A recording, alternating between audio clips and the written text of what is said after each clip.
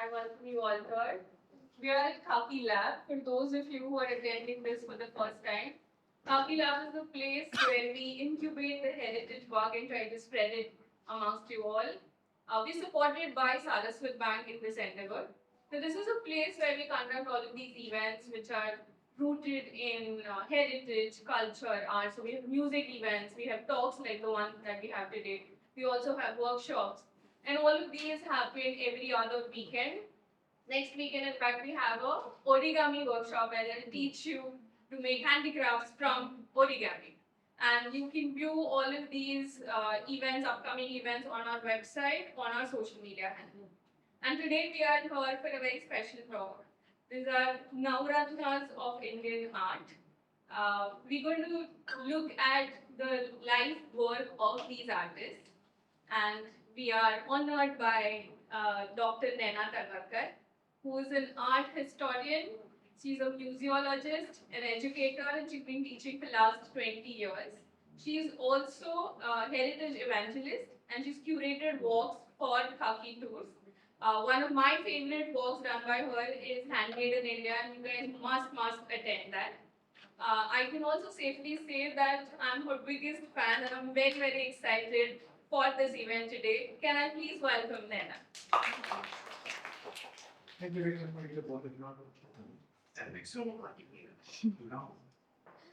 Thank you so much, Sharda. A very good morning to all of you.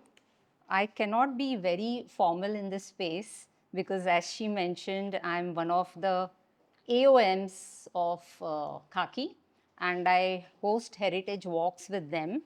But today I am in a different capacity here as an art historian. I am going to talk about these extraordinary artists who are recognized as Navaratnas of Indian art or 9 gems of Indian art. Discussion on this topic is usually limited to art institutions and art galleries. I am pleased to have this opportunity today to share some insights on these remarkable artists through the public platform of Khaki Lab. Before we explore the lives and works of these extraordinary artists, let me first explain the concept of the Navaratnas of Indian art. Going back to 1972, the Government of India along with ASI, the Archaeological Survey of India, framed India's Antiquities and Art Treasures Act, making provision for selecting few Indian artists whose artworks would officially be recognized as the national art treasures, legally forbidding these artworks from being exported out of the country, ensuring their legacy remains within the borders of India, enriching its cultural landscape. However, it was decided that the artworks that were already there outside India before 1972 would remain unaffected. If you ever happen to see their works in the exhibition, invariably you will find the word non-exportable written in the caption. Yeah? Now, this was implemented in 2 phases. So, in 1976, the artworks of Rabindranath Tagore, Amrita Shergill, Jamini Roy, and Nandalal Bose were given this recognition.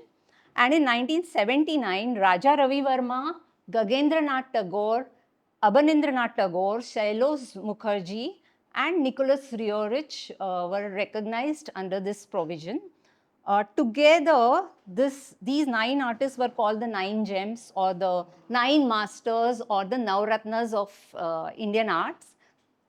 Let's take a look at these Navaratnas and their lasting legacies. Our first artist is Raja Ravi Varma, who was born into an aristocratic family at Kilimanur in the erstwhile princely state of Travancore. He showed an interest in art from a very early age, drawing on the walls of his palatial mansion in chalk and charcoal. His maternal uncle, Bharani Thirunal Raja Varma, an artist in his own right, noticed Ravi Varma's passion for art and gave him his first rudimentary lessons in painting.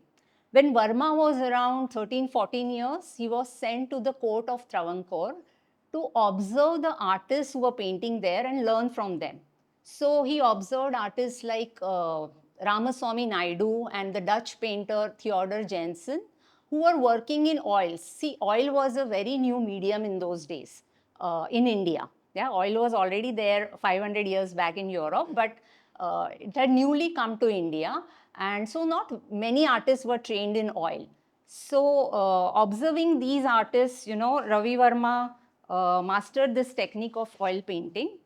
And we can say that he's majorly a self-taught artist. Yeah. His first paid commission was a family portrait of this judge from Travancore. Ravi Varma was one of the first Indian artists to marry European academics painting style with Indian sensibilities. So what do we mean by European academic style? It means now they have started using, see, in the Europe, the Renaissance had already happened almost 400 years back. So now they are painting art very technically. They are showing lifelike anatomy, shade and light, accurate proportions.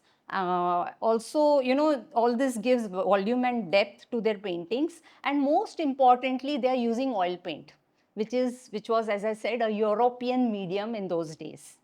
Oil paints allowed for smooth blending, rich colors, and rich skin textures. Yeah. So this is Shakuntala Patra Lekhan, as we see, based on Abhinyan Shakuntalam of poet Kalidas. And Shakuntala is seen lying full length on the forest ground, writing a love letter on lotus leaves to her lover Dushyant. We'll keep meeting Shakuntala again and again because Ravi Varma has done a whole series on Shakuntala. This painting done in 1876, the first one that I showed you was 1870. Why I'm telling the years, so we see the evolution in his art. And this is 76, and when this was done, the Duke of Buckingham, happened to be in the court of Travancore. He liked this painting and he bought it right away. Yeah.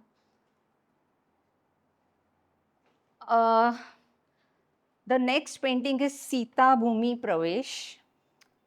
You clearly see his art is getting evolved now, right? It's becoming more refined. This is 1881. Yeah.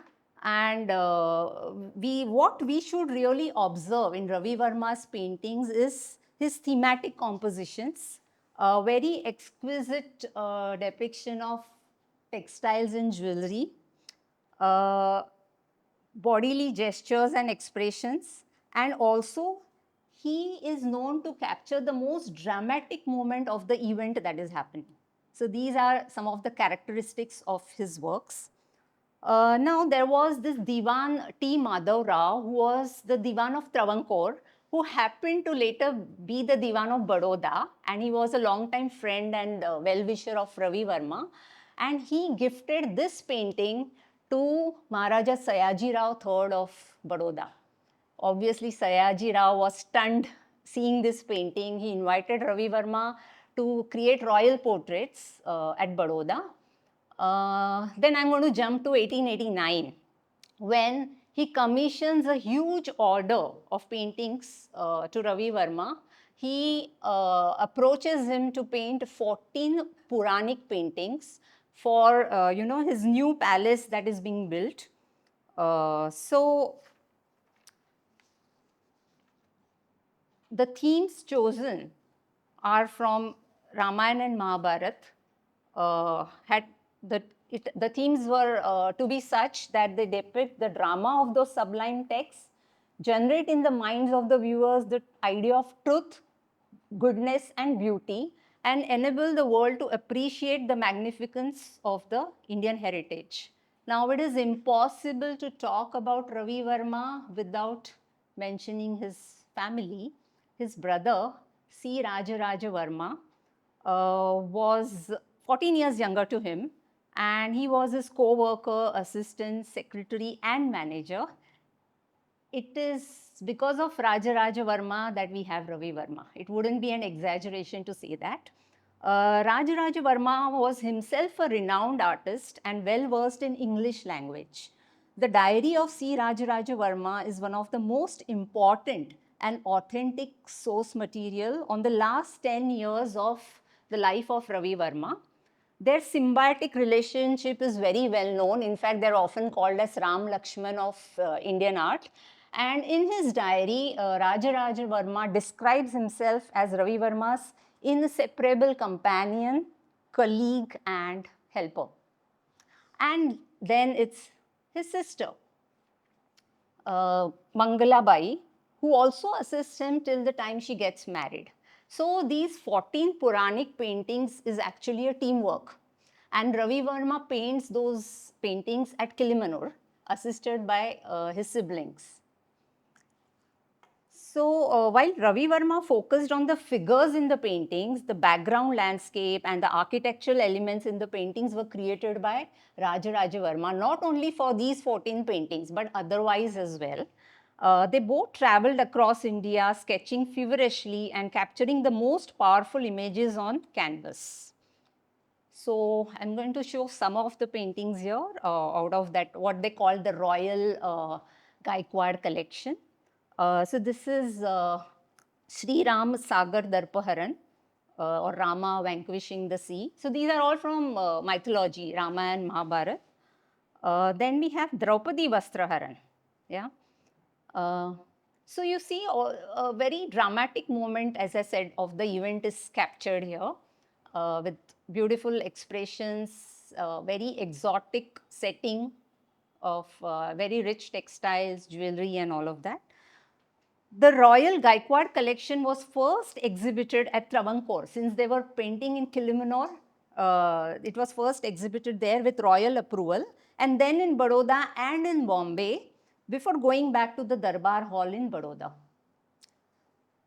The next painting from the collection is a very well-known painting of Ravi Varma. I have not put the titles because the titles are different in different books. Yeah, so it is Hansa Damayanti. The tale of Nala and Damayanti appears in a story from the epic Mahabharata. In the story, Damayanti and King Nala fall in love with each other after exchanging messages using a golden swan. Damayanti is seen conversing with the swan. Ravi Varma aspired to give his Damayanti the same poetic beauty as the literary sources had described. Even in modern times, this scene and subject matter are considered among Ravi Varma's most iconic romantic compositions. And this is a stamp brought out as a special commemorative one to honor Ravi Varma on the occasion of his 123rd birth anniversary. And then there are many beautiful romantic compositions. This is one of those. It's called Stolen Interview or Scene of a Courtship. What is beautiful is the extraordinary expressions of the lady. Her, shy expression, lowered eyes perfectly capture the sense of romance that the painting conveys. And you see, she is plucking the petals of a rose in her hand, probably gifted by the gentleman. And the falling delicate petals of the rose, deep red and fragrant, seem to reflect the underlying passion and give a sense of movement in the painting. Another beautiful painting, Shakuntala removing thorn from foot. Shakuntala, under the pretext of removing the thorn from her foot, steals yet another loving glance at King Dushyant, whom she had met and fallen in love with in the forest. This very gesture, the twist and turn of the body, what we technically call the contrapposto, draws the viewer into the narrative. We actually follow her gaze, and I don't know, and every time I see it, I imagine Dushyant hiding somewhere in the bush on the right. Yeah. Yeah. Let's see how he composed his paintings. Unlike the common belief that he painted live models, he actually used photographs. Yeah. Recent researches, I should thank Ganesh Sivaswamy, who's been researching Ravi Varma for 30 years. And he's coming up with 6 volumes, one after the other. I think 4 are already published. And it's thanks to him now we definitely know that he used photographs for the poses. So his compositional skills are seen in the photograph. Paintings come later. Yeah, he's making the model stand in a particular pose so that he could later paint the model. Yeah. So she's Rajibai Mulgaonkar, a Kalavantin or singer from Goa who resided in Bombay, and she is one of his main models. And later on, he is creating the famous Lakshmi and even Saraswati with her as the model. In fact, there is a photograph where Rajibai is standing with two pencils in her hand. For Lakshmi, I didn't get the picture, but it is being published by Ganesh Shivaswamy. So yeah, that's the Saraswati with Rajibai. And then there's another famous model of his, Anjani Bai Malpekar, who's again a Kalavantin from Goa, comes to Mumbai. And then we see that very often the poses remain the same, but the face of the person changes. So this is Anjani Bai Malpekar.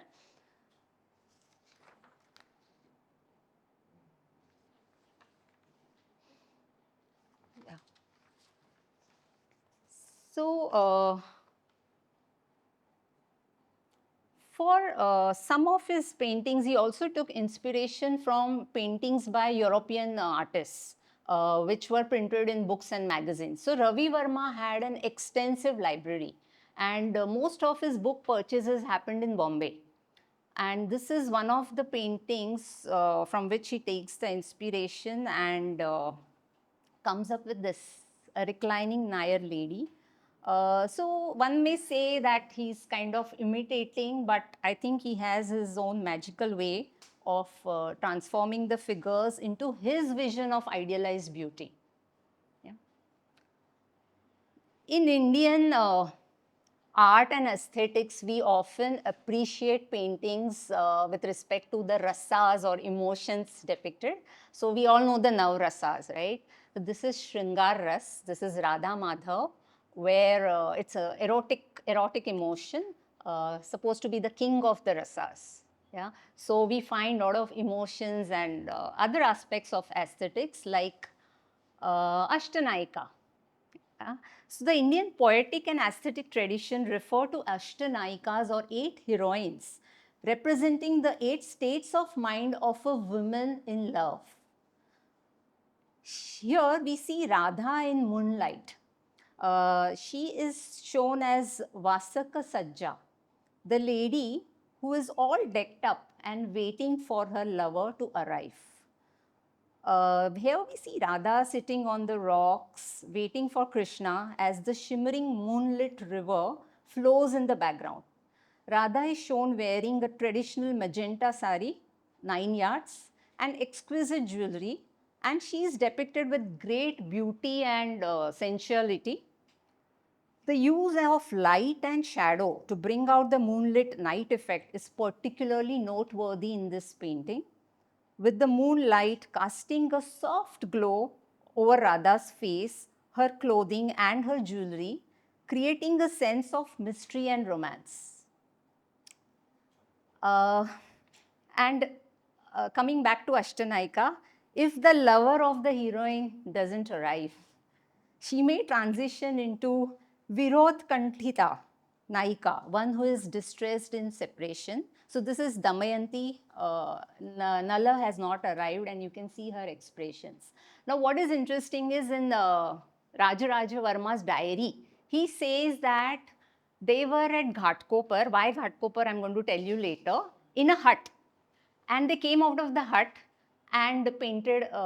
He painted the backdrop of this painting. I always imagine the skies in Ghatkopar looked like this. Yeah. Yashoda and Krishna, if you all may know, this painting was very much in the news recently, sold in the auction for some 168 crores, bought by the Poonawallas. So I thought I should talk about this. And this painting is actually based on a stained glass painting in the Darbar Hall of Lakshmi Vilas Palace. So immediately after the auction, Maharani Radhika Gaikwad, if you follow her on Insta, she brought out this saying that it was inspired by this stained glass. And this was done by a British artist, Arthur Dix. And Ravi Varma, of course, has his own interpretation. He makes the changes. So you see a black cat on the left of the stained glass, which Ravi Varma does not include. And the cow is looking at us in the stained glass. His cow is looking behind. So some changes are there, but it's a beautiful painting. Then he does a lot of portraits. So in fact, he is invited by many princely states in India to create royal portraits like Udaipur, Rewa, Aundh, Kolhapur, so many other places as well, I'll just tell you. Bhavnagar, and so on. So this is a portrait of Rani Lakshmibai of Travancore. And this is Maharaja Sayaji Rao III of Baroda. And then he makes a lot of portraits of prince and princesses. Yeah. So the siblings of Travancore we see on the left, and this is the Prince of Pudukkottai, another princely state. And it's not that he only painted royalty, though we associate him with that. He's also painted commoners. So this is a group of gypsies that he paints when he's traveling. He travels, he does sketches and then comes back and paints. So group of gypsies in South India, they say. It's also called Pavarti. And this is a lady giving alms. Yeah. Few more guests. Oh my God. We just started with Ravi Varma, so you just missed some of it. Yeah. There are chairs ahead.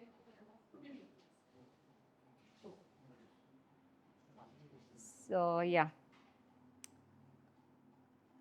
So these are the paintings of commoners, and there are few more which are from Bombay, as it is said. When we say Bombay, it need not be city of Bombay, it could be Bombay Presidency, but somewhere in Maharashtra definitely, because you see the outfits, right?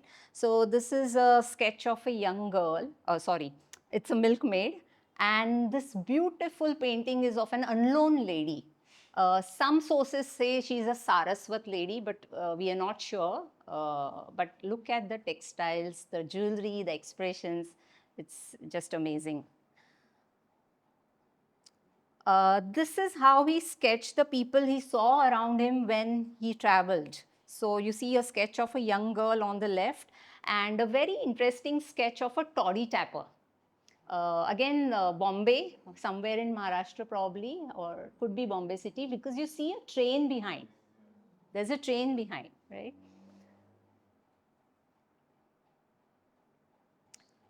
In 1893, Ravi Varma sent 10 of his paintings at the World's Columbian Exhibition at Chicago. This is the same event where Swami Vivekananda also went as a part of, the Parliament of World Religion. And he chose women as the main subjects so that he could more easily show the diversity of India in dress, jewelry, and customs. And what better place than the cosmopolitan city of Bombay for inspiration? As you see, there's a group of Parsi ladies here. So it's titled, now here the titles are there because this had gone for the exhibition, so he had given the titles. So this is Decking the Bride. So Ravi Varma had many patrons from the Parsi community and was invited to their homes very often. This is the Bombay singer, again one of the Kalavantins, we don't know who. Then there's Begum's Bath from Bombay. The painting depicts, an aristocratic Muslim lady with her staff. And there's this very famous painting again, There Comes Papa. This is his daughter Mahaprabha and her one-year-old son, Martanda Varma. And, he was advised to add the dog in the painting because they felt, the dog would be an added attraction for American viewers. Over a century ago, it was not common to have household pets in India because it was considered to be unclean. And one more painting that went to Chicago. This is Galaxy of Musicians. a work that brought together 11 women from different regions, communities, and traditions of the subcontinent.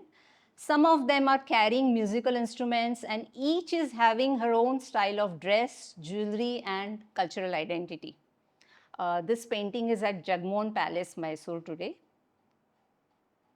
Uh, in the later years, I would say, he made some paintings like Kadambari, which is, some sources say his last painting, but again, we are not sure. But here again, you see very beautiful and exquisite 9-yard sari and a velvet blouse with embroidery. And this lady is completely engrossed in playing the musical instrument. And her pose, of course, the way she is seated. And this beautiful lady, lady with a fruit, with her slightly mischievous expressions, and again, beautiful jewelry and sari.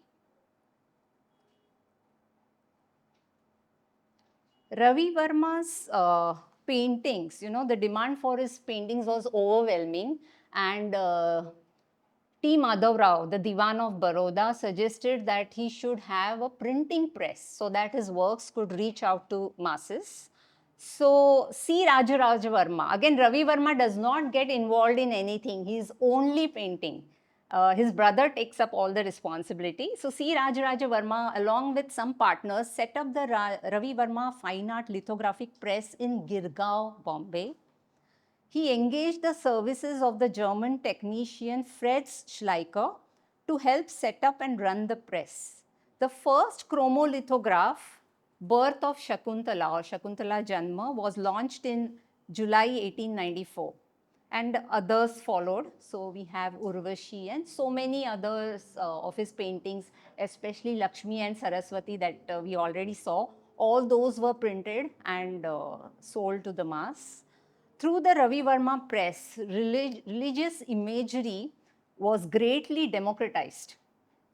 So, allowing it to making it affordable and accessible to the masses. Now, we should remember the times were such when caste system was very prevalent. The so-called untouchables were not allowed to enter the temples, and now they could bring the gods to their homes. For the first time, people across India worshipped a common image of gods, and it reshaped how they visualize their deities and mythological narratives. The name of the artist, Ravi Varma, appeared below each print, thereby making the artist the first Indian mass brand name. Even today, many of his familiar images of Lakshmi, Saraswati, Vishnu, or Krishna, seen in devotional prints across India, can trace their origins to Ravi Varma's compositions. Later on, the printing press shifted from Girgaon to Ghatkopar. So that was the reference. And then to Madauli near Lonavala, just outside Madauli station where the Karle caves are. And finally, in 1901, the press was sold to the German technician, Fritz Schleicher. It was functioning till 1978 when a massive fire took place and it got damaged. But whatever they could salvage, they took it to Hastashilpa Heritage Village at Manipal, Karnataka. So that is where, some equipments are still there. The prints from the Ravi Varma press inspired and influenced many aspects of life, including religion, cinema, very important. We know Dada Saheb Phalke took inspiration from his paintings when he created the mythological films. Music, there's a band called Galaxy of Musicians referring to the, taking inspiration from that painting. Comic culture, our Amar Chitra Katha takes inspiration from this. Advertising and so on. In 1904, the British government bestowed upon Ravi Varma the Kaisari Hind gold medal and the title Raja. That's when he becomes Raja Ravi Varma. Soon after, his younger brother, C. Raja Varma, passed away at the young age of 44. And Ravi Varma never recovered from this loss. He himself, his health started declining. And 1 year later, in 1906, he passed away. So yeah, that's Ravi Varma. How old was he when he passed away? 58. Many of the artists passed away very early. I don't know why. So yeah, if you have questions, we'll take it later on, or maybe have a discussion. I'll move on to the next artist. We have 9 artists altogether. So our next artist is Abanindranath Tagore. Now, Tagore family was an affluent family in Bengal, we all know, with an acute sensibility towards literature, poetry, social reforms, dance, music, and painting. A family whose exceptional creativity spearheaded Calcutta's cultural scene, and Abanindranath Tagore was born in that family. He was a nephew of Rabindranath Tagore, studied at Sanskrit College in Calcutta, where his understanding and love of Indian classics developed. At this stage, he also came across few Irish illustrations and an album of Mughal miniatures. A new gate to the world of art opened before him, and he created a series of paintings based on Rutu Samhar of Kalidas. So we see seasons depicted here, summer and spring season. And he also made other religious and mythological paintings, as we see here. His uncle Rabindranath Tagore encouraged him to write books in Sanskrit and illustrate them. Towards the end of the 19th century, nationalist movements had gained momentum in the country, which had an impact on art too. There was a revival of cultural pride among the people. It was felt that despite a glorious cultural past, Indian art traditions were declining due to the imposed Western ideals of education. So it was with this nationalistic fervor that Abanindranath Tagore founded the Bengal School of Art. So this school is an art movement. It is not a geographical or physical school. It's called Bengal School of Art, but it's an art movement. When we say art movement, means it had followers. Yeah. So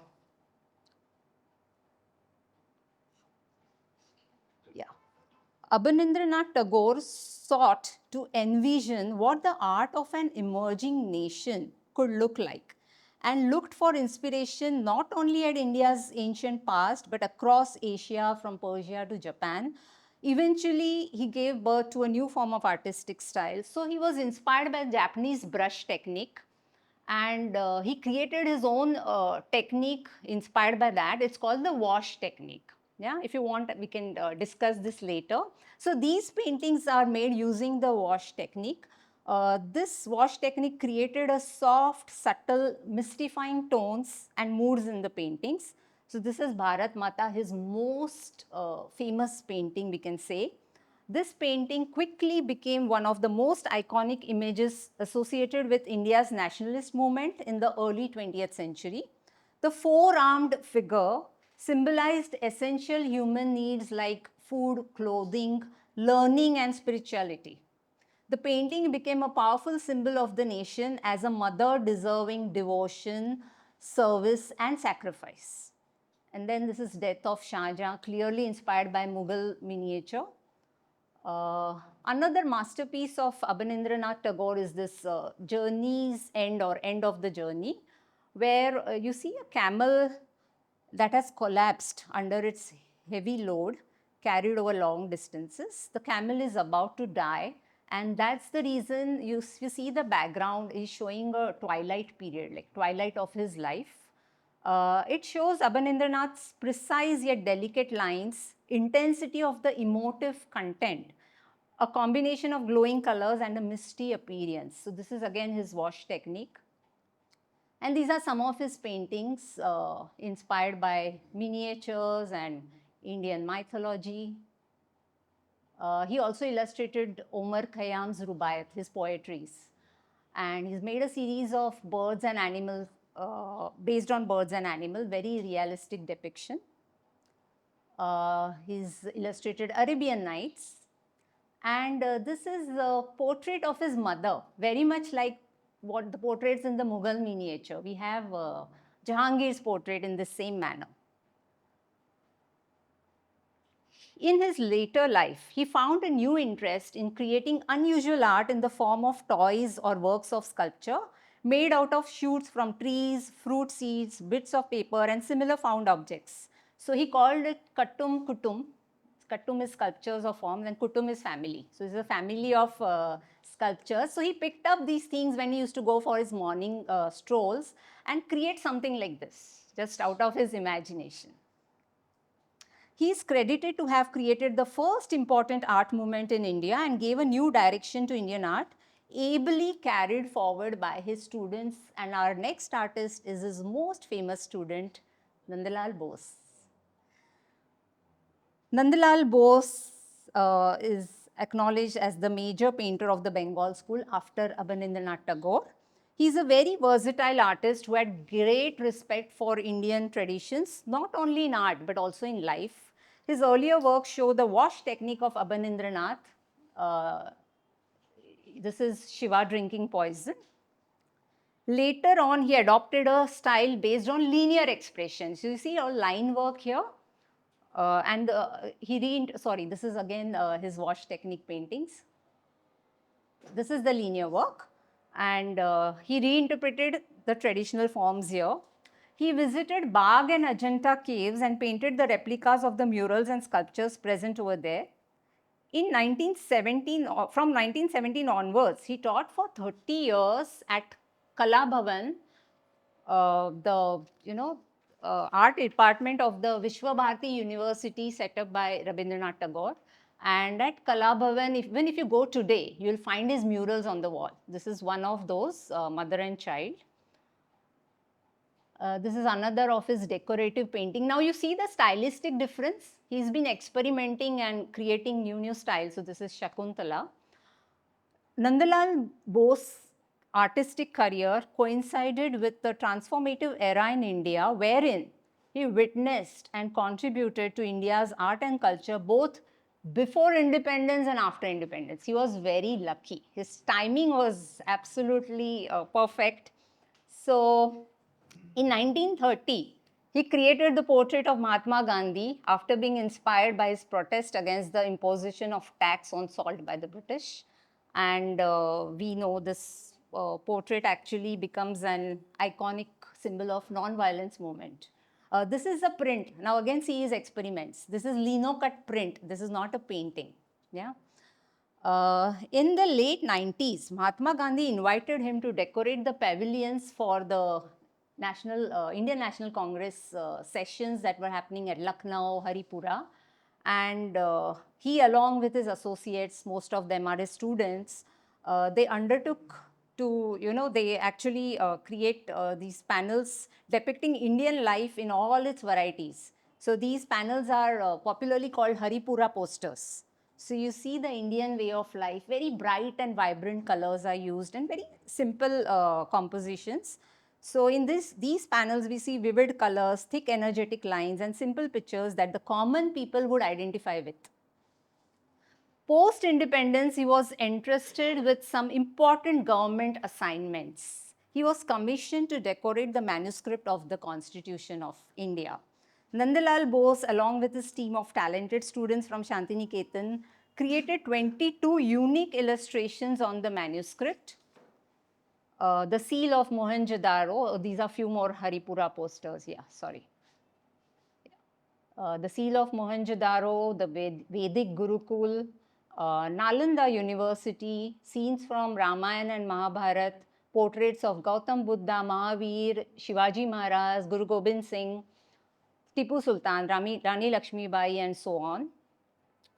Very few countries in the world have such a beautiful constitution, so beautifully designed. It's handwritten and yeah, you see all the ornamented borders and illustrations. It is indeed a masterpiece. Then Prime Minister Jawaharlal Nehru asked him to design the emblems of the prestigious civilian awards instituted by the Indian government. These awards were instituted in the year 1954 and he gets Padma Vibhushan in the same year. So Nandalal Bose is credited, has created more than 7,000 paintings during the course of his illustrious career. Today, the National Gallery of Modern Art, or the NGMA in Delhi, houses most of his artworks. Age is just a number was best proved by Rabindranath Tagore. when he created his career in art in his 60s. We all know Tagore. We all know he was a Nobel laureate, a literary person. So he was a multifaceted personality, but he had no formal training in art. So Rabindranath Tagore's artistic adventure began with the doodles that he created while crisscrossing the lines and sentences that he wrote. And he started seeing imaginary forms and shapes in that. So that is how he started creating his art. These were unplanned and shaped by accidents and intuitive decisions. One more is there. Yeah. So this is how we began. Now, being a poet and composer of songs and dance dramas, Tagore had a great knowledge of rhythm, which is visible in most of his works. Yeah. So we see some imaginary creatures.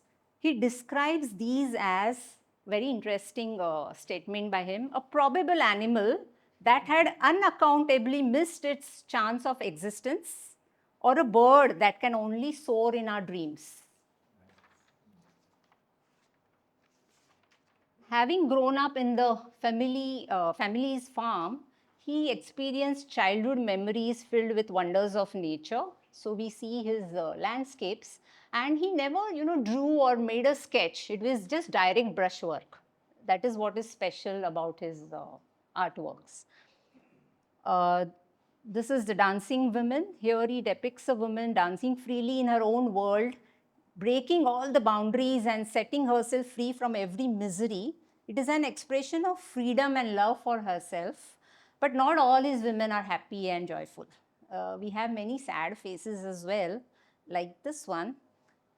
In this artwork, the innocent and gloomy eyes of the lady show her miserable condition and inability to express herself. This was also commemorated later on in the postal stamp. His paintings of women emphasize mood, emotion, and their inner world rather than realistic portraiture. His paintings take a turn when he comes across primitive masks. The face as a mask was one of the most obsessive images in his creations. He turned the human face into a mask, cropping the ears and suppressing other details, thereby stressing the mask's impassive character in a series of free portraits. In this painting, we see the details of human brain consisting of all those moments of love, peace, anxiety, agony, despair that we all experience in our lifetime. Tagore's lack of conventional art training gave exceptional strength to his compositions that appear fresher and more, I would say, raw and more natural, because it doesn't have any baggage of technicalities. He's not thinking perfect anatomy, shade and light and all that. He's just painting freely. Yeah. His works are considered to be an act of self-expression rather than just a correct representative of the natural world.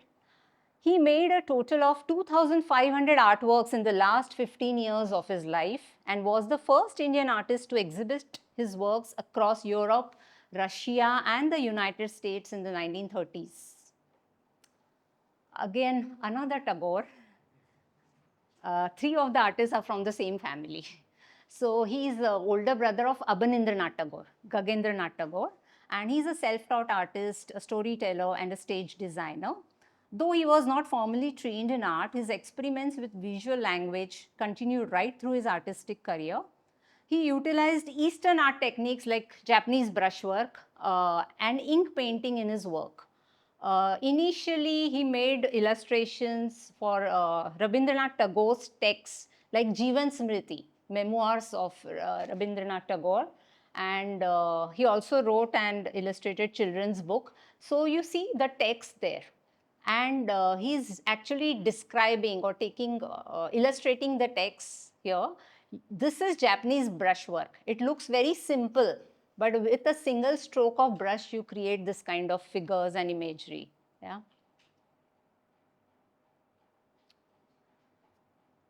His artistic experiments led him to create caricatures, which eventually became his signature style.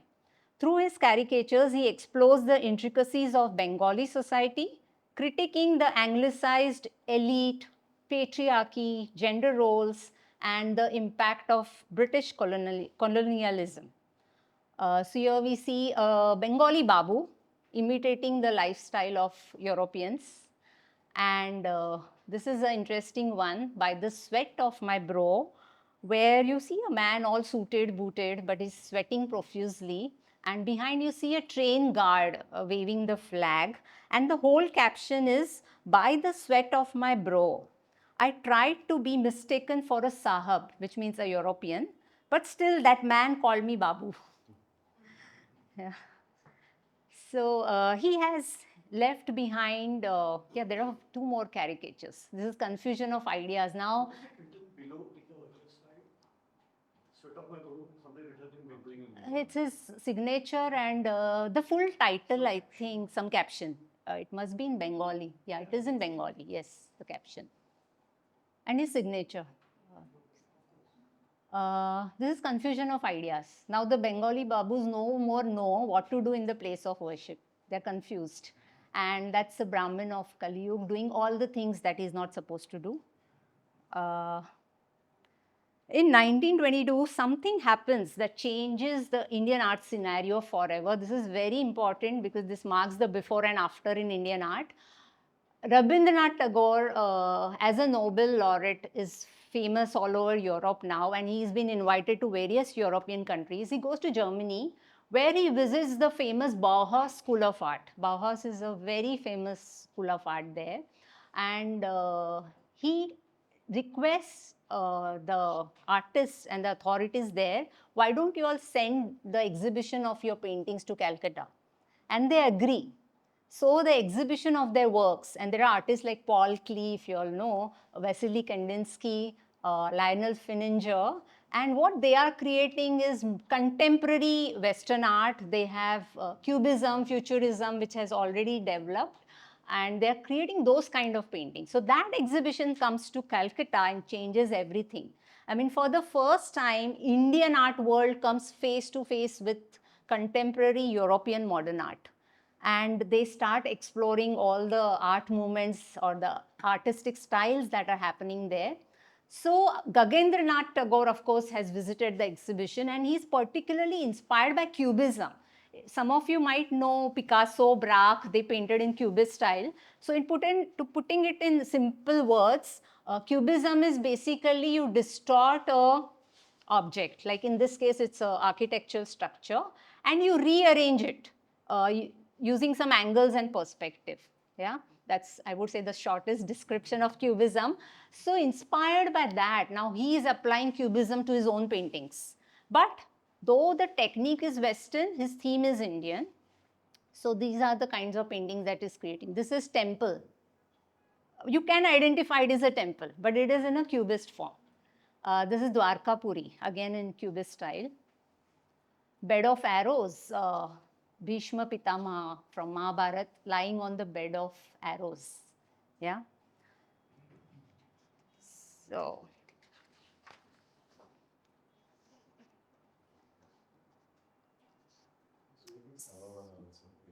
yeah. Yeah, Sabhawalas, because those angles and facets, as we call, facets are there in the paintings. Yes. So, Gagendranath is remembered as the master of social satire and a pioneer of Indian Cubism. And just a trivia, he is the paternal great-grandfather of Sharmila Tagore. Our next artist is one of my favorites, Nicholas Roerich, a Russian painter, writer, poet, archaeologist and philosopher, explorer, teacher, costume and set designer, museum administrator, journalist, and head of a social movement that I'm going to talk about. So polymath in true sense. He's born in Russia at St. Petersburg in 1874. He studies law and then takes formal education in art. His initial paintings comprise of Russian landscapes with underlying religious and spiritual tones. You always will find a church or some saint or some religious figures in the painting. Yeah. So these are his earlier works. Now, because of the political conflicts in Russia in 1917, we know the revolution happened. Nicholas Roerich, with his wife Helena, who's also a spiritual teacher, and their two sons fled St. Petersburg and sought refuge in Finland, then London, and finally made their way to New York in 1920, staying and traveling across the US until May 1923.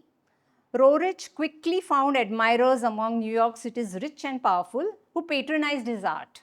In the US, he founded the Master Institute of United Arts, an art school in New York, and the Roerich Museum. This is the Roerich Museum, which opened in November 1923 in New York, and the museum is still functional till date. After traversing the globe, the Roerich family landed in India to begin their Central Asian expedition. In December 1923, they reached Bombay and began a tour of India, visiting cultural centers and historic sites, meeting Indian scientists, scholars, artists, and writers along the way. In 1925, Roerich, along with his wife Helena and his elder son George, start their expedition through Central Asia, a journey of exploration that would take them into Chinese Turkestan, Altai, Mongolia, and Tibet. It was an expedition into untracked regions where they planned to study religions, language, customs, and culture of the inhabitants. This remarkable expedition lasted for 5 years. Roerich not only wrote a vivid account of it, but also created some 500 paintings during this expedition. This is one of the paintings. Look at the beautiful paintings. Remember, this is command of Ridgen Japo. What is interesting is here is Ridgen Japo is supposed to be the king of Shambhala, a mystical land. And Roerich and the group in this expedition claim to have visited Shambhala. I read about it. They say only a Yeti can take you to Shambhala, and I find it so mysterious and exciting. I don't know. But yeah.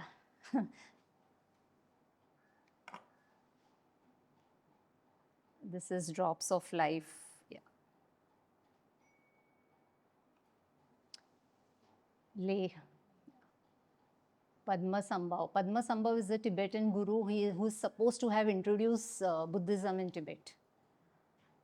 Roerich is popularly known, oh, this is another beautiful one, Krishna. Yeah.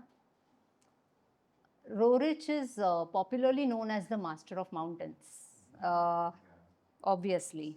So, his best known pictures being ethereal mountainscapes that he painted during his expedition and for the rest of his career after that.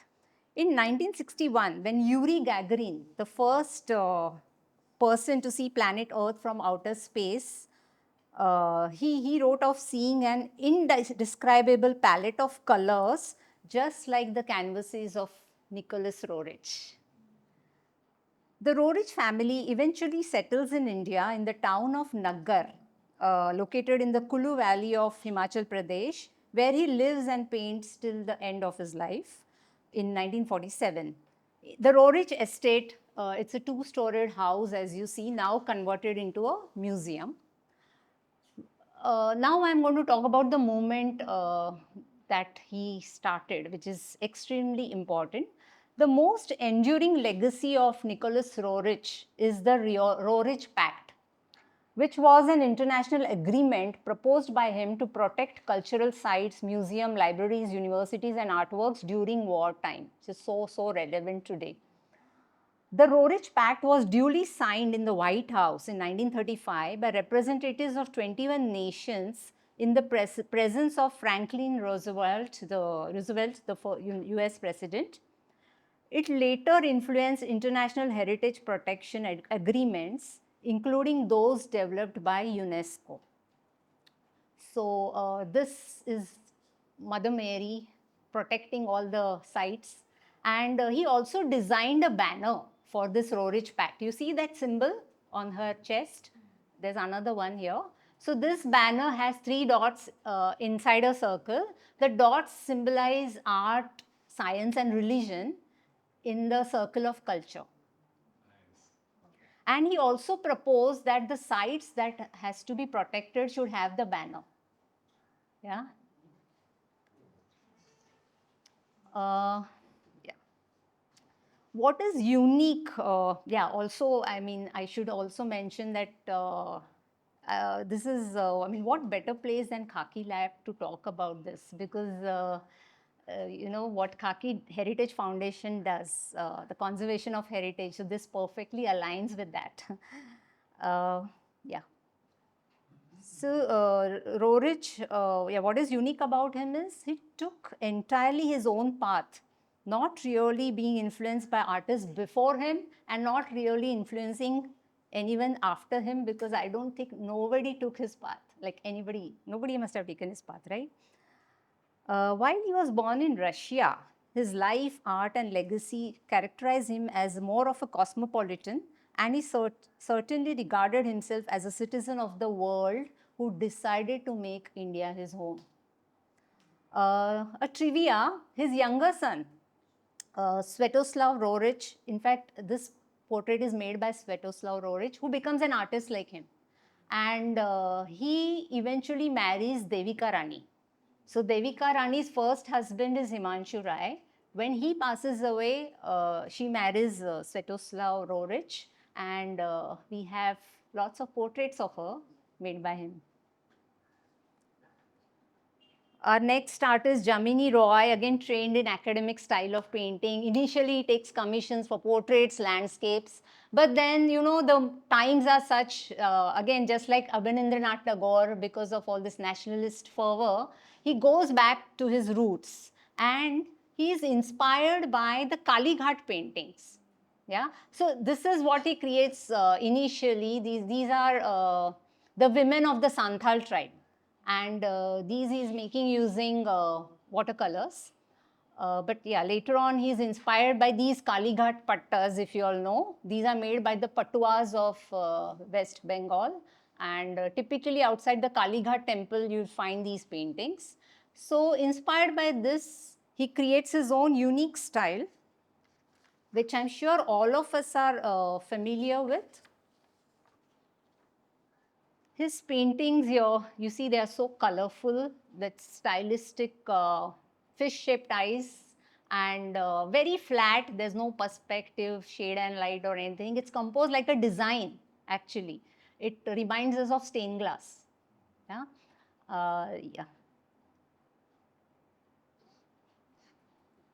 So these are some of his paintings. So he's using flat, opaque colors, just like poster colors. Yeah. And themes are Indian, as you see. The top one is a group of Santhal tribes, then Parvati with Ganesha, and from Ramayana, Ram, Lakshman, Sita. 3 ladies, or they're called pujarins. You know, the titles keep changing. Many times the titles are not given by the artist, but those are documenting. This is another cute painting of 2 cats with a prawn. And yeah, even he is commemorated with a postal stamp. This painting is 2 Vaishnavas, yeah, that we see here. Now, Jamini Roy came from Bankura district, which is famous for its terracotta. If you all know the Bankura terracotta horses. So this painting obviously is inspired by that. And this is mother and child. And later on in his artistic career, he is inspired to paint Christian mythology or life of Jesus Christ. So we have few paintings depicting Jesus Christ. Yeah. So through his vibrant folk-inspired works, Jamini Roy brought Indian folk aesthetics to the forefront of modern art. His works were exhibited in London and New York in 1940s and 50s. Our next artist is Sailos Mukherjee, perhaps the least celebrated of the Navaratnas. I don't know how many of you have really heard his name. He was one of the earliest modern painters of the country and also one of the earliest to study in Paris in 1937. So he took formal training in art. He taught and served He taught art and served as the art director of Imperial Tobacco Company before moving to Paris in 1937-38. In Paris, he was highly influenced by the works of Henri Matisse, another post-impressionist artist whose style is very vibrant paintings full of movement. He's made a lot of figurative paintings as well as landscapes. And look at the colors, the vivid colors. Now, inspired by this, Sailoz Mukherjee also starts painting. But though the technique or the inspiration comes from Henri Matisse, his theme is very much Indian. Rural India or common people that he sees around him. And if we see, his work is not realistic at all. It moves slowly towards abstraction. Yeah. So this is his very famous painting, Washing Day. You see a lot of movement. You actually feel the breeze when you look at the flow of the figures. This is Mother and Children. Forest, I think, is just title. Village Women. Another abstract landscape with some figures. He's also said to have been inspired by Basoli miniature, wherein typically you'll find figures in one corner and then the landscape and the architectural elements. This is a famous painting, The Mosque, which again comes on the postal stamp. This is O2 piece. You see Buddha here in the center, top. At the bottom right, you see Mahatma Gandhi, just a outline with the specs, and it's written Ram over there.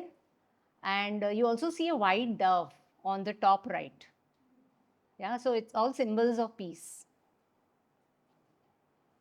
Little later, he experiments with a new technique. He calls it scratching. He's using the back of his brush to scratch on the surface. Now, again, it's becoming more and more what we call as abstract. You see the scratching done here. Yeah. Reclining lady, two sisters. Yeah. So Sailoz Mukherjee enriched modern Indian art through his color and composition, his expressive paintings and innovative vision, he died in a road accident in 1960. Our last artist and the only female artist of the group. Any guesses? Yeah. Amrita Shergill. There's so much to talk about it. Even one session is not enough, but I've cut short. So she was born in Budapest, Hungary, to a Sikh father, Umrao Singh Shergill, and Hungarian opera singer mother, Mary Antoinette. Amrita Shergill had a younger sister, Indira. So this is their family picture. The family was stranded in Hungary during World War I, but relocated to India in 1921 when she was 8 years old, settling in Shimla. The family also lived at the family estates of Saraya in Gorakhpur. Both these places would be a powerful formative influence in the development of a genius. Amrita Shergill was a gifted child with an exceptional talent for painting that was noticed early, and she was encouraged in a pursuit by her mother and her maternal uncle, who was an Indologist and a former painter himself. The Shergill family moved to Europe in 1929 because their mother felt that both the girls should get training in whatever their liking is. So Indira Shergill goes on to learn piano in Paris, and Amrita Shergill, at the age of 16, joins the prestigious École des Beaux-Arts in Paris.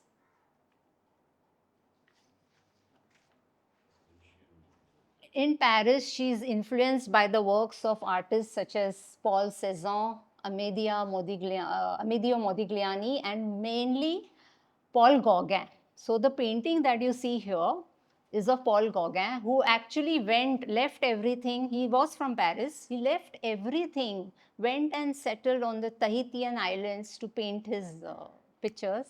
And he's made a series of paintings of Tahitian tribal life.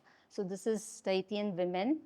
And inspired by his work, she makes her nude self-portrait. A very bold work, but yeah, she's in Paris.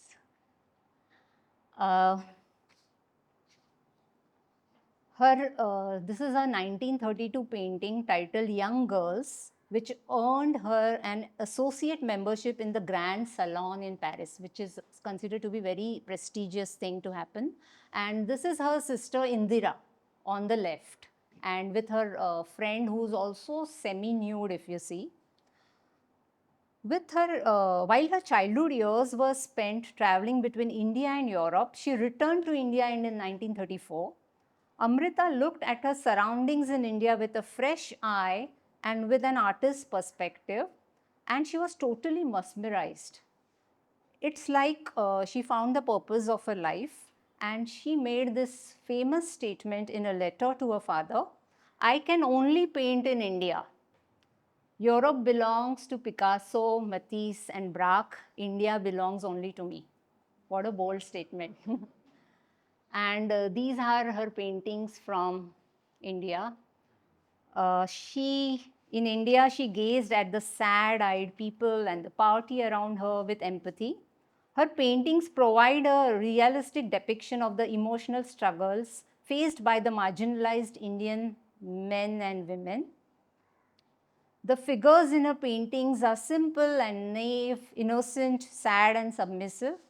She developed her own style with a combination of Indian subjects and Western techniques, like Paul Gauguin. Stylistically, she's still following Paul Gauguin. And if you see, her compositions are very simple. There's no background, nothing. And there's no unnecessary detail also. It's just plain, flat composition. At a time when women were almost exclusively portrayed as embodiments of beauty or desire, her canvas gave them voice, depth, and dignity. She disrupted the dominance of the male gaze. Women were always painted through male gaze, and opened a space where women could exist not as fantasies or symbols, but as human beings. So this is Child Wife, Mother India. She won a gold medal of Bombay Art Society for this painting called Three Girls. In 1936, she came in contact with Karl Khandalawala, who was a lawyer and an art collector, who later on becomes a trustee and chairman of the former Prince of Wales Museum, or the CSMVS. We have a gallery in his name there. He introduced her to Indian miniature traditions from his personal collection as well as the collection of CSMVS, or the Prince of Wales Museum. This generates her interest in Indian art traditions, and she travels to Ajanta and Ellora. She's stunned seeing the paintings and sculptures there. Another bold or ambitious statement coming. In a letter to her family, she writes, "A fresco from Ajanta is worth more than a whole European Renaissance." She travels further down south to Cochin, Trivandrum, Cape Comorin, which is Kanyakumari, and Madurai. This changes her visual language dramatically. Her palette becomes saturated with intense reds, ochres, browns, yellows, and greens, and her figuration expresses a new visual reality, a journey that shapes and molds all her future work. So this is her South Indian villagers going to market, Bride's Toilet, very famous painting, and the Brahmacharis from South. And few more of her paintings. The Storyteller. This also sold in an auction for some 60, 70 crores. Village Scene. Camel. Yeah, these are her later paintings. And at the age of 25, she marries her Hungarian cousin, Dr. Victor Egan. This is this is rather her last painting, which is unfinished. Yeah, it's called On the Roof. In December 1941, Amrita fell severely ill, slipped into a coma, and died at a very young age of 28. She left behind around 172 oil paintings, NGMA has a large collection of her paintings covering an extensive range of important works both from her days in Paris and in India. Her artistic legacy in true sense was carried forward by her nephew, Vivan Sundaram, if you know the artist. He's Indira's son, her sister Indira's son. He also passed away, I think, in 2023. And Meera Nair is coming up with a movie on Amrita Shergill called Amri. We are really looking forward to that movie. And so these are the Navaratnas of Indian art with their unique and diverse artistic styles, yet unified by one common thread, a return to Indian roots. Thank you.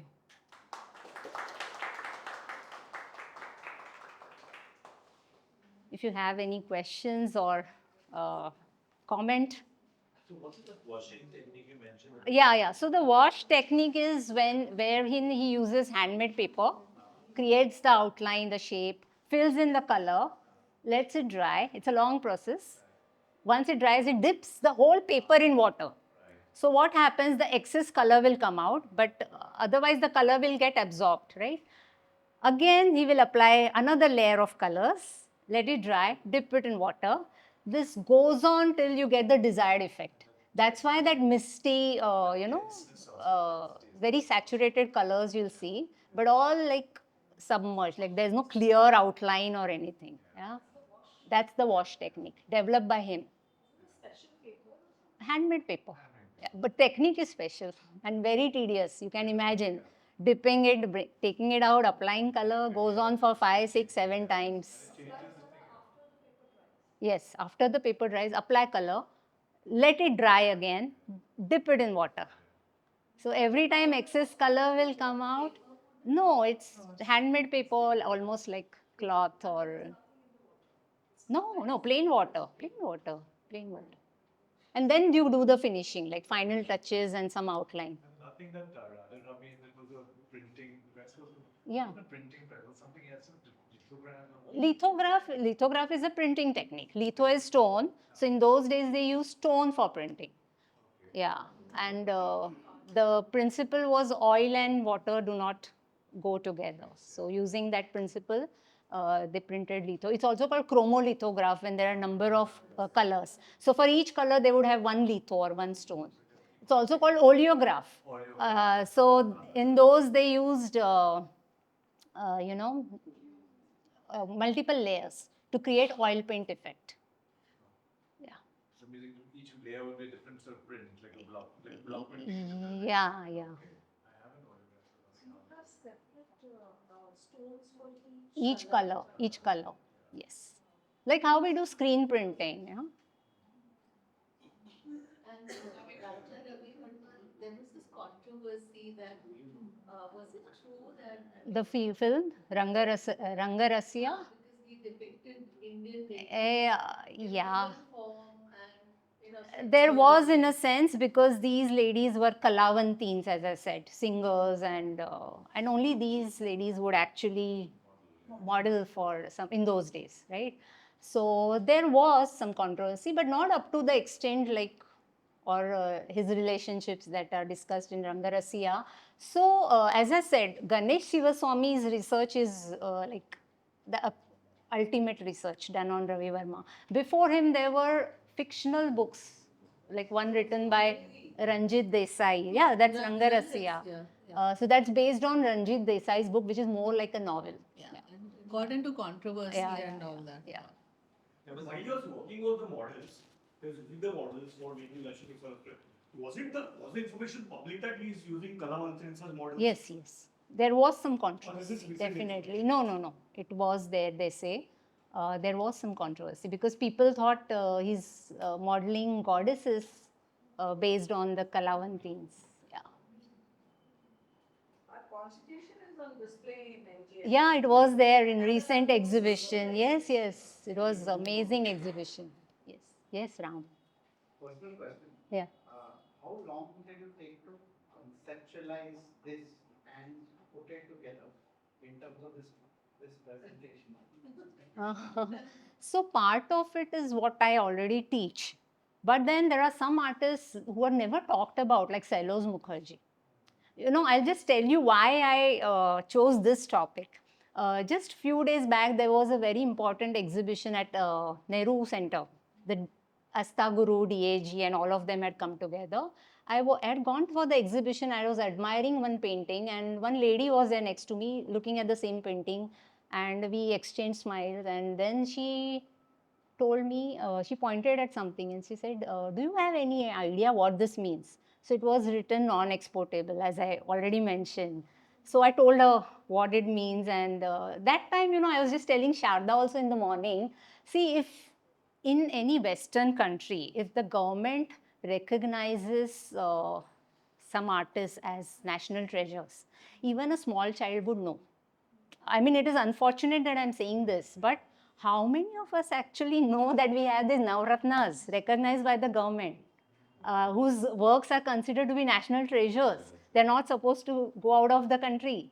In fact, many private art collectors like Kiran Nadar and Harsh Goenka, they're trying to bring it back. So whenever something comes up in the auction abroad, they try to purchase the painting.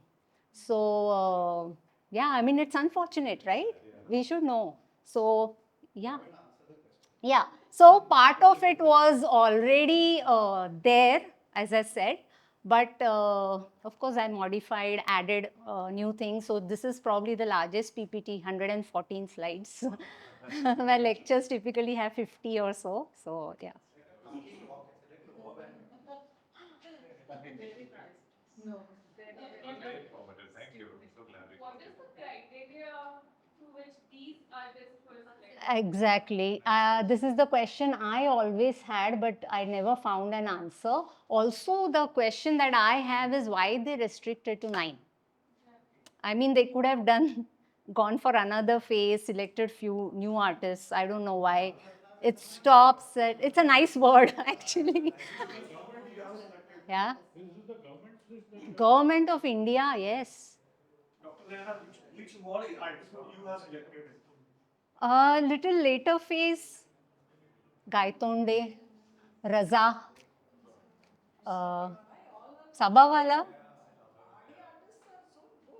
Party also, yes, the miniatures and all of, but that comes under folk art, or I mean, not really folk art, but traditional art category. This is modern art. What with Ravi Varma we talk about modern art, so it's a different category, of course. Hussein, yes, of course. See, I'm more into abstract side. I'm partial towards abstract artists. Again, so much controversy on him. Yeah, Bombay Art Group you mentioned, yeah. one of the people was conferred a Bombay Art Group. Amrita Shergill won. Bombay Art Society. The society is still there. Huh? It's very much functional. Yes. Yeah, now their office has shifted to Bandra, Ranga Sharda. But their exhibitions happen at Jahangir Art Gallery every year, and even now they give gold medals to artists every year. progressive art society. Yeah, that's a different thing. That's a different thing. Yeah. That was my This state. is the frescoes of Magenta, and then we come to Raja Ravi Varma and Rabindranath and all these. What has happened in this duration? What is the art scenario in Deccan? In Deccan, it's We are not most. seeing the Mughal art. Yeah. So, in Deccan, I would say murals only, like Lepakshi. I mean, talking about classical art. Folk art must have continued, like Warli art and all. That was there forever. Yeah, that was there forever. But major art, I think, in Deccan, it would be with Ravi Varma. So in this duration, nothing great. I mean, it is great. Now, if we consider murals and all. After the frescoes, No, nothing documented for sure. this Tumhariya Varota about Amrita Shingle? Which one? Sorry? Samrita. No, that's Pritam. Yeah, she's a writer, author. Yeah. She died at 28. Amrita Shergill at the age of 28. Yeah, in 1941. Yeah, so They say some abortion issue, and definitely nothing is known about her death. Yeah, there's an allegation of murder as well. Probably Mira Nair will research it better. But yeah, there is again some controversy and some mystery about. Yes, yes, lot of nudes of her sister as well. Lot of nude portraits. Jimmy Shergill is related. I mean, comes from the same family. He is her cousin's grandson. Whose father? Father was an artist. Yes, his father was also was or is, I'm not sure, but he's an artist. Yes, yes, yes. Even Amrita Shergill's father, he had passion for photography. That's why we have so many photographs of her. So there's a lovely thing just now. What was this place in the art gallery on Mortimer and thing? Ah, Mortimer, Chatterjee and Lal. Yes. Yeah, yeah, yeah. Yeah, yeah, yeah, I saw it. Yes. Yeah. And when you show the thing of Rabindranath, no, Rabindranath doing the thing, the blocking out of thing, Yeah. there was an exhibition recently at 43. 47, yeah. On Rabindranath? No, No. Bengali artist and a Bombay artist, Bombay photographer and a Bengali artist. And he had these similar lines, tracing the lanes in Calcutta. And there was a etching of the, say, boot polish wala and the lanes of that area of the Chandipur world. So it looked similar, you can find those things out. So it's a young artist depicting the same. Yeah. So many young Calcutta artists are also exploring wash technique again. Will you elaborate a little more about that watch technique? I just told him. Yeah, I mean, yeah, sorry. Yeah. So, yeah, I'll just tell again. So, he used handmade paper, did his sketching outline, filled in colors, let it dry. After drying, dip the whole paper in water. So, the excess color comes out. Again, let it dry, apply new fresh coat of colors, let it dry, dip in water till you get a desired effect. And then you do the actual finishing with outline and things like that. That's why you get that very mystical effect on the canvas. Yeah. One question is, how to interpret abstract art? Because you don't. Abstract art is usually untitled, as you must have seen, because it is open for interpretation. Everybody sees it in their own way. There's no one way of seeing abstract art. And what are the forms of it? Are there different styles or different kind, like the scrapping method only? It could be anything. It could be. So artists have their own names, but nothing like really defined. Any more questions or comments? Thank you. Nayana, for such a wonderful session. It didn't seem like 100 slides at all. We hope to host you again. I'm sure there's a lot more that you can share with us. Yes. So informative, mesmerizing. Thank you so much. My pleasure. Thank you for coming. And thank you to all of you. It was a delight to host you. We keep having these events. Please look at our website. We have online talks as well, which are as informative. They're every Saturday evening. They're free to attend. We have free events like this one, and then we have some paid events. We would love to have you here again. Thank you. Have a wonderful weekend ahead.